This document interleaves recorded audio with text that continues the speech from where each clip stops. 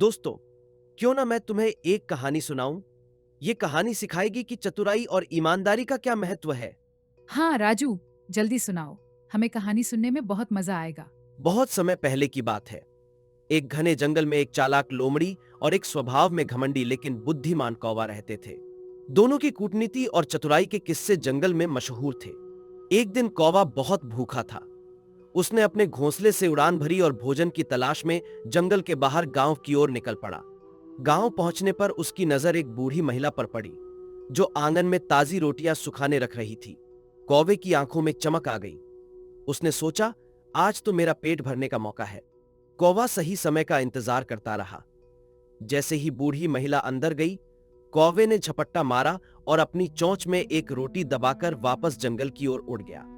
जंगल में लौटकर कौवा एक बड़े पेड़ की ऊंची डाल पर बैठ गया। अपनी मेहनत की कमाई देखकर वह बेहद खुश था। लेकिन उसी समय पेड़ के नीचे से गुजर रही लोमड़ी की नजर उसकी चोंच में दबे रोटी के टुकड़े पर पड़ी। भूख के मारे लोमड़ी का मुंह पानी से भर गया। उसने तुरंत सोचा, अगर यह रोटी मुझे मिल जाए तो मेरी भूख मिट जाएगी। लेकिन यह कौवा इतनी आसानी से अपनी रोटी नहीं देगा। मुझे अपनी चालाकी का सहारा लेना होगा। लोमड़ी पेड़ के नीचे पहुंचकर बोली, अरे वाह कौवे भाई, तुम्हारी काली और चमकदार पंखों की सुंदरता तो किसी मोर को भी मात देती है। मैं तो तुम्हारी तारीफ किए बिना नहीं रह सकती। लोमड़ी की चापलूसी सुनकर कौवा थोड़ा सतर्क हो गया। उसने सोचा, यह लोमड़ी मेरी रोटी लेने के लिए मीठी मीठी बातें कर रही है। मुझे इसकी बातों में नहीं आना चाहिए। लेकिन लोमड़ी भी बहुत चतुर थी। उसने फिर कहा, कौवे भाई, सुना है कि तुम्हारी आवाज भी बहुत सुरीली है। क्या मैं तुम्हारा गीत सुनने का सौभाग्य प्राप्त कर सकती हूं? तुम्हारे गाने से जंगल में संगीत की धारा बह जाएगी। लोमड़ी की बातों में कौवा धीरे धीरे फंसने लगा। उसने सोचा, इतनी तारीफ तो मुझे पहले किसी ने नहीं की। मुझे इसे अपना गाना सुनाना चाहिए। कौवा चापलूसी में इतना खो गया कि उसने गाने के लिए अपनी चोंच खोली। जैसे ही उसकी चोंच खुली, रोटी नीचे गिर पड़ी। लोमड़ी ने झपट्टा मारा और रोटी उठाकर भाग गई। कौवा यह सब देखता रह गया। उसे अपनी मूर्खता पर गुस्सा आया। उसने सोचा, मैंने अपनी मूर्खता के कारण अपनी मेहनत की कमाई खो दी। मुझे इस घटना से सीख लेनी चाहिए कि चापलूसी करने वालों पर कभी भरोसा नहीं करना चाहिए। लोमड़ी रोटी लेकर बहुत खुश थी।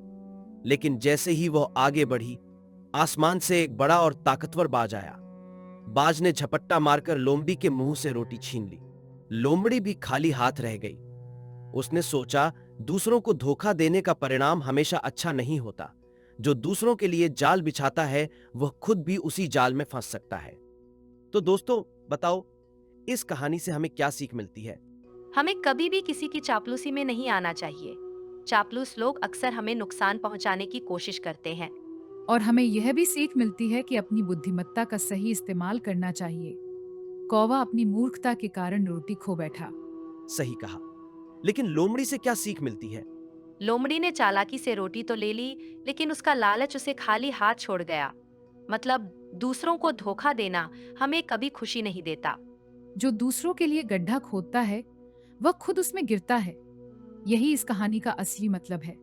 बहुत बढ़िया, तुम दोनों ने सही जवाब दिए।